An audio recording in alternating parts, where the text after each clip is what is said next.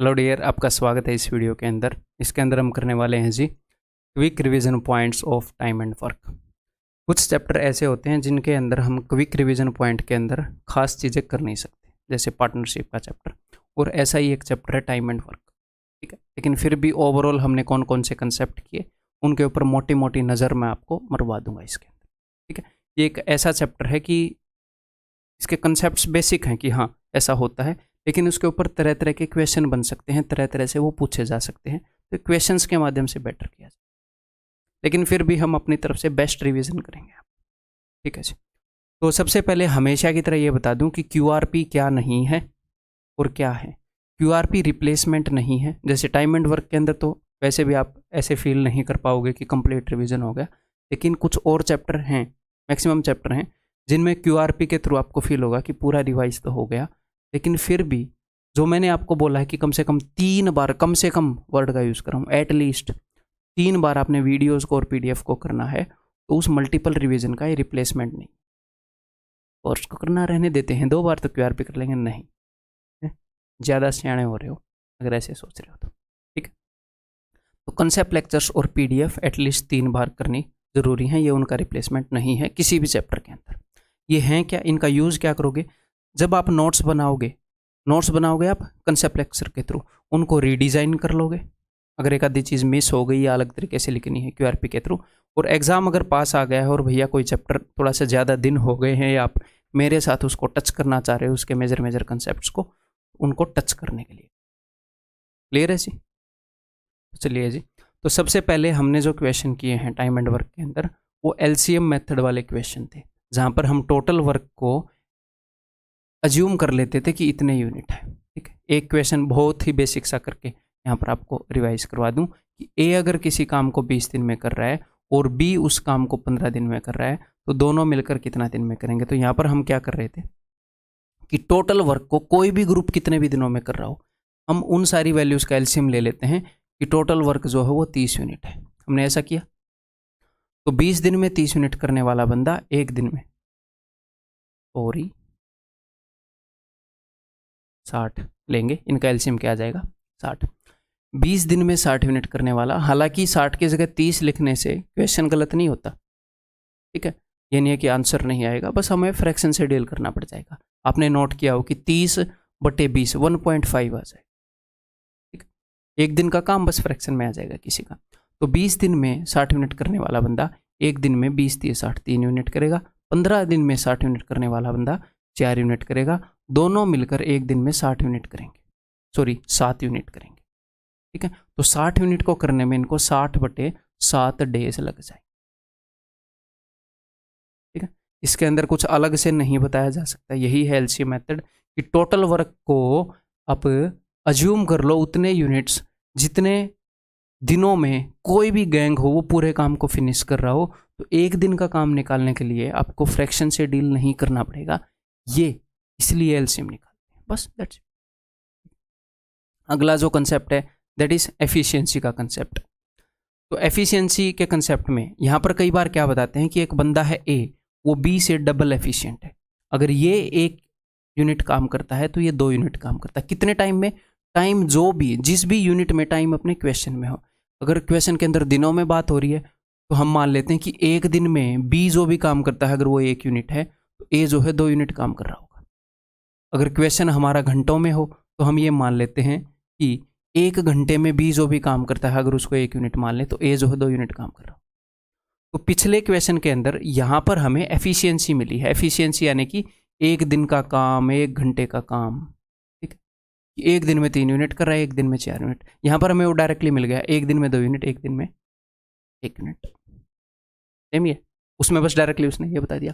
और हाँ, फिर ये बता देगा कि दोनों मिलके 12 दिन में कर रहे हैं, तो दोनों मिलके 3 यूनिट कर रहे हैं, तो 12 दिन में कितना काम कर देंगे? 3 × 12। तो टोटल वर्क इस तरह के क्वेश्चन में ऐसे निकलता है। तो बताओ ए कितने दिनों में करेगा? तो टोटल इतना काम है, 2 यूनिट करने वाला बंदा 18 दिन ले लेगा जी, 18 दिनों में कर डालेगा। तो ये इस टाइप के क्वेश्चन है। ठीक है, इसके अंदर बेस्ट मैं आपको यही रिवाइज करवा सकता हूँ टाइम एंड वर्क के अंदर। क्लियर है जी? Then next is work and wages. तो वर्क एंड वेजेस के अंदर आप क्या लिखोगे? आप ये लिखोगे कि वेजेस दो तरह के क्वेश्चन इसके अंदर होंगे। एक तो ये क्वेश्चन होंगे कि बंदों ने काम करना स्टार्ट किया और एंड तक बंदे काम करते रहे, यानी कि यहाँ पर जिन बंदों ने स्टार्ट किया, ए बी और सी ने यहाँ पर काम करना स्टार्ट किया और लगातार एंड तक ए बी और सी काम करते रहे, बीच में कोई भी चेंज नहीं आया, स्टार्टिंग से लेकर एंड तक एग्जैक्टली सेम ग्रुप काम करता रहा। तो इस केस में क्या होता है, इस केस में मनी इज डिस्ट्रीब्यूटेड, मनी को डिस्ट्रीब्यूट किया जाता है in the ratio of efficiency.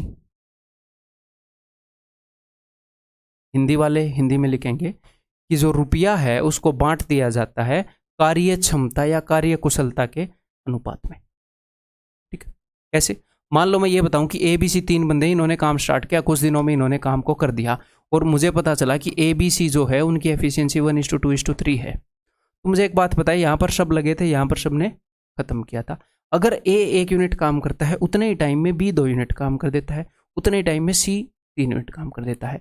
और ए ने कितने टाइम काम किया हमें पता नहीं, लेकिन बी ने भी उतना ही टाइम काम किया, सी ने भी उतना ही टाइम काम किया। तो इसने अगर 1 यूनिट की होगी तो उसने 2 यूनिट कर दी होगी। हर इसकी 1 यूनिट के लिए वो 2 यूनिट करके बैठा है और वो 3 यूनिट करके बैठा है।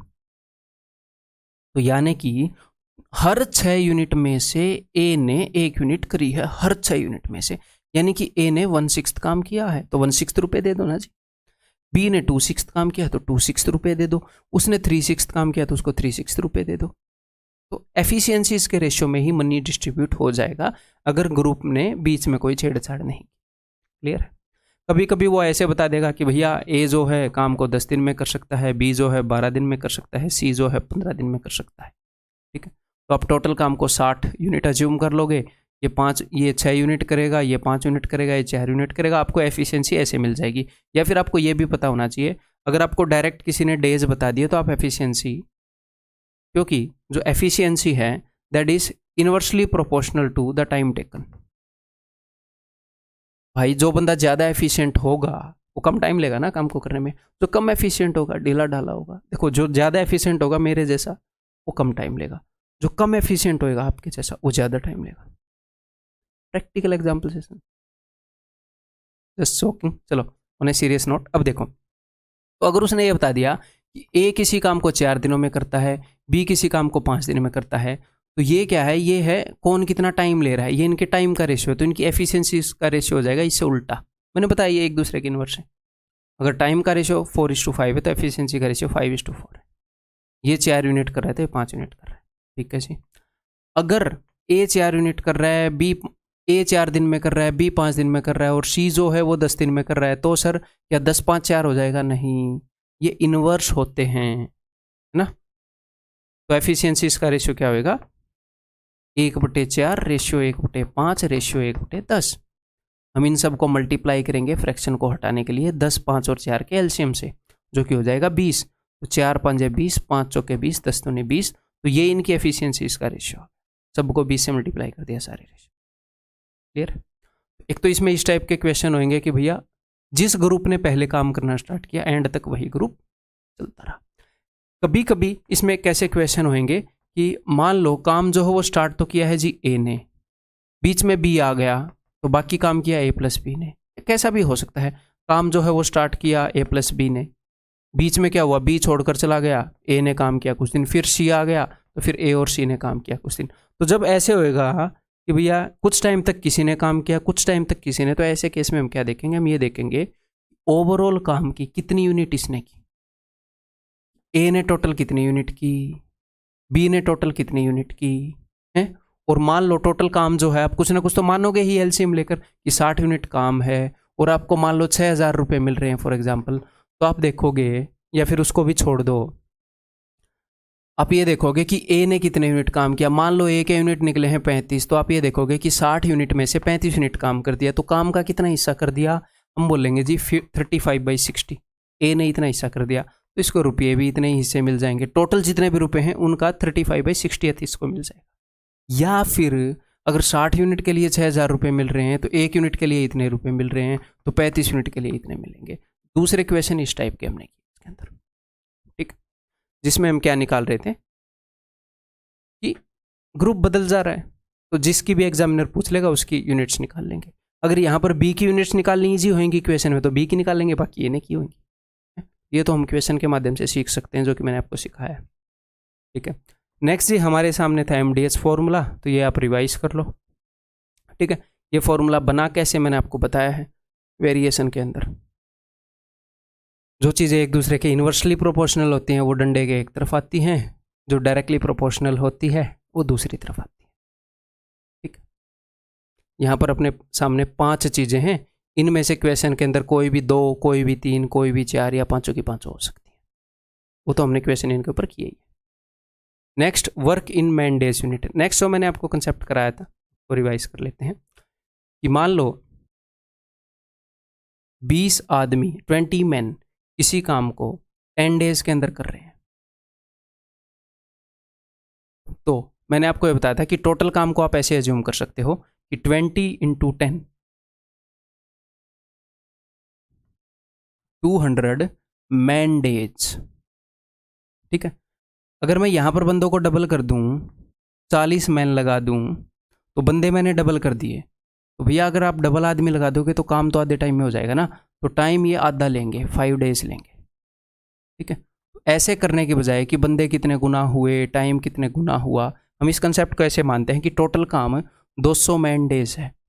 अगर इसको 40 मैन करेंगे, 40 मैन, ठीक है, तो देखो 40 × 5 = 200, मैन से मैन कट गया, 5 डेज लेंगे। ठीक है, तो टोटल काम हमने कि कितने मैन और डेज का प्रोडक्ट 200 आना चाहिए बस।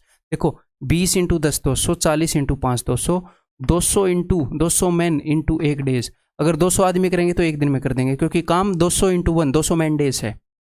अगर 5 आदमियों से काम करवाओगे तो 40 दिन में कर देंगे। इन दोनों का प्रोडक्ट जस्ट 200 आना चाहिए। ठीक है, तो टोटल काम को हम मैन डेज यूनिट्स में लिख लेते हैं। अब एग्जामिनर क्या करेगा, इनमें से मैन बता देगा, डेज पूछ लेगा, डेज बता देगा, मैन पूछ लेगा, हम काट देंगे उससे। और यहीं पर मैंने आपको बताया था कि ज़रूरी नहीं है ऐसा होगा, या तो आप इसको इस फॉर्मूले से भी रिलेट कर सकते हो कि मैन × डेज = मैन × डेज। तो टोटल काम हमने मैन डेज में लिख दिया। वो आवर्स को भी यूज़ कर सकता है, इतने आदमी इतने दिनों में इतने घंटे में काम करते हैं, तो इतने आदमी इतने दिनों में काम करेंगे तो कितने घंटे काम करना चाहिए। यही फॉर्मूले वाली अंडरस्टैंडिंग है इसके अंदर, तो इसीलिए फॉर्मूले के बाद मैंने करवाया। क्लियर, समझ में आ गई मैन डेज का कंसेप्ट।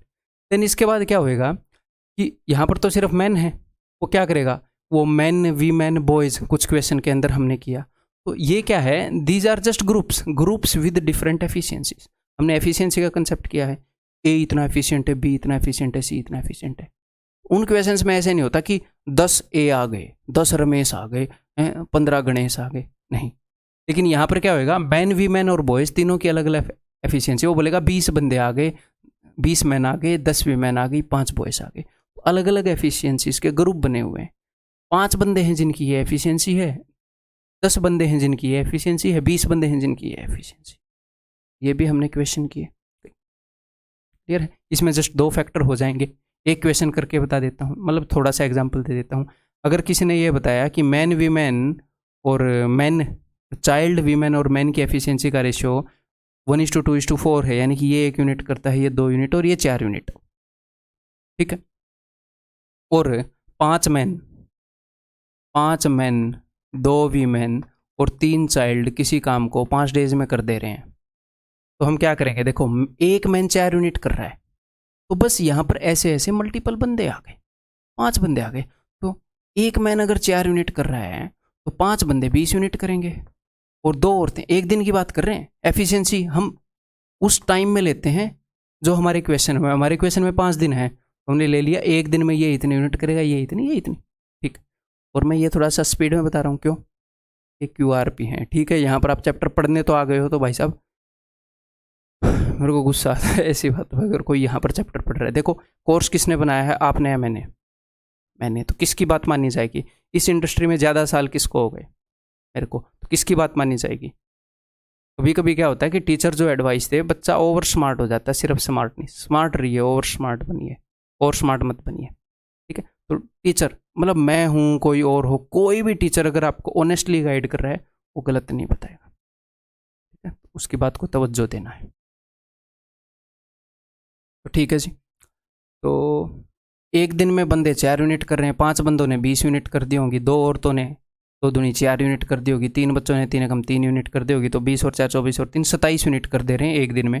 तो 5 दिन में 27 × 5 यूनिट कर दी होंगी, और इन्होंने काम कर दिया पूरा, यानी कि पूरा काम इतना है। रोज़ 27 यूनिट करते हुए 5 दिनों में काम कर दिया, तो इतना काम है। अब ये पूछेगा कि भैया 3 वीमेन कितने डेज में करेंगी, या कुछ भी एक क्वेश्चन पूछ ले। 3 वीमेन और 2 बॉयज़ कितने दिन में करेंगे, मान लो। तो 3 वीमेन कितनी यूनिट कर सकती हैं, 3 दूनी 6 यूनिट कर सकती हैं। 2 बॉयज़ कितनी यूनिट कर सकते हैं जी, 2 यूनिट कर सकते हैं। तो रोज़ 8 यूनिट करेंगे तो कितने दिनों में काम होएगा, तो ये लो डिवाइडेड बाई 8, इतने दिनों में काम होएगा। तो इस तरह के क्वेश्चन यहाँ पर हमें किए हैं, और भी कई तरीके से हमने क्वेश्चंस को किया है, बट मोटा मोटा मैंने रिवाइज करवा दिया। देन इसके बाद भाई हमने मिसलेनियस क्वेश्चन किए। तो मिसलेनियस क्वेश्चंस में तो तरह तरह के क्वेश्चन किए, लेकिन कंसेप्ट एक किया हमने, उसके अंदर √AB वाला कंसेप्ट रिवाइज करवा देता हूँ। ये ऐसा है कि मान लो A और B दोनों मिलकर किसी काम को एक स्टेज में कर रहे हैं, तो डेफिनेटली A अगर अकेला उस काम को करेगा तो इससे ज़्यादा ही दिन लेगा। यहाँ पर दोनों कर रहे हैं काम को, A के साथ B भी है, यहाँ पर इकलौता A है, तो मैंने मान लिया कि X से A दिन ज़्यादा ले रहा है, और B भी इस ग्रुप से ज़्यादा ही दिनों में काम को करेगा। यहाँ पर B अकेला काम कर रहा है, यहाँ पर साथ देने के लिए A भी है, तो मान लो B जो हुआ X + B डेज में काम को ख़त्म कर रहा है। तो कोई ऐसा काम है जिसको दोनों मिलकर X डेज में कर रहे हैं, AX + A डेज में, BX + B डेज में, तो X = √AB। ये कंसेप्ट मैंने आपको बताया। क्लियर है? इसके ऊपर काफ़ी क्वेश्चंस आते हैं। ठीक है जी, बस इसके QRP के अंदर इतना ही था। उम्मीद है कि मोटा मोटा आपका रिवाइज हो गया होगा टाइम एंड वर्क सारा। तो अगले वीडियो के अंदर मिलता हूँ।